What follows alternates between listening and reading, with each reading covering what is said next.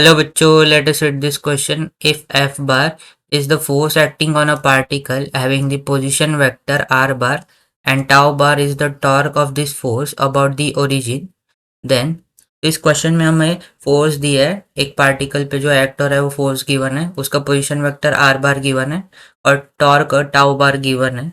तो हमें इन तीनों के बीच में रिलेशन फाइंड आउट करना है। तो यहाँ पे जो की कॉन्सेप्ट हम लोग यूज करेंगे वो होगा रिलेशन बिटवीन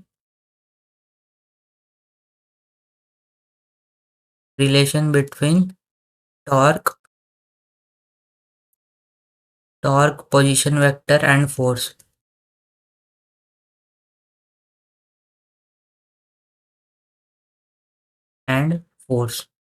तो हमें पता है टॉर्क वेक्टर जो होता है टाउ बार, ये are bar cross F bar के इक्वल होता है, जहाँ पे आर जो है position vector of the particle होता है और एफ जो है वो force acting on the particle होता है।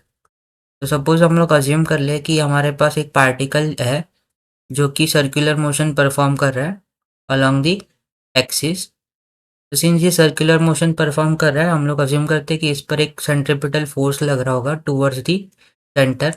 ये हमारा एफ सी का डायरेक्शन हो जाएगा, सेंट्रीपिटल फोर्स, जो कि m v square upon r के इक्वल होता है। और इसका पोजीशन वेक्टर आ जाएगा अलोंग दिस डायरेक्शन। तो ये हमारा आर बार का डायरेक्शन हो जाएगा। अभी यहाँ पे अगर हम लोग राइट हैंड थंब रूल लगाए तो और आर कैप से अगर फोर्स के डायरेक्शन में फिंगर्स को कर्ल करे तो हमें टॉर्क जो आएगा उसका डायरेक्शन मिलेगा यहाँ पे अपर डायरेक्शन में, क्योंकि हमें पता है। तो ये हमारा टॉर्क हो जाएगा, क्योंकि हमें पता है टॉर्क जो होता है वो आर क्रॉस एफ के इक्वल है। तो अगर हम लोग आर से एफ के डायरेक्शन में फिंगर्स को कर्ल करें तो हमें टॉर्क का डायरेक्शन मिल जाएगा। तो ये हमारा टॉर्क का डायरेक्शन हो गया। अभी यहाँ पे अगर डायग्राम में देखें तो वी कैन से दैट कि दोनों के बीच में, दैट मीन्स टॉर्क और radius position vector and torque and force के बीच में जो एंगल बन रहा है ये 90 है। तो we can say that torque is perpendicular to r bar. Similarly, torque is perpendicular to f bar. और अभी हमें पता है कि किसी भी दो वेक्टर के बीच में डॉट प्रोडक्ट अगर हमें लेना है तो ये किसके इक्वल होता है, magnitude of this two vector into cos of theta, जहाँ पे थीटा जो है ये इन दोनों वेक्टर्स के बीच का एंगल होता है।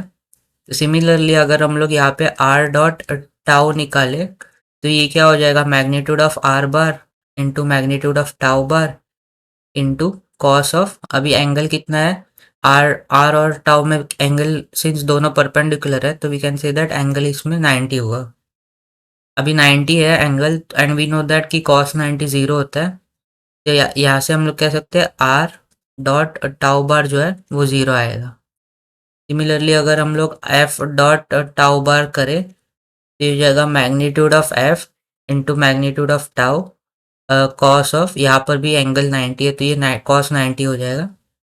कॉस 90 अगेन जीरो हो जाएगा तो यहाँ पर भी हमें मिलेगा तो एफ डॉट टाउ जो आएगा उसका वैल्यू जीरो आएगा। तो ये दो रिलेशंस हमें यहाँ से मिले।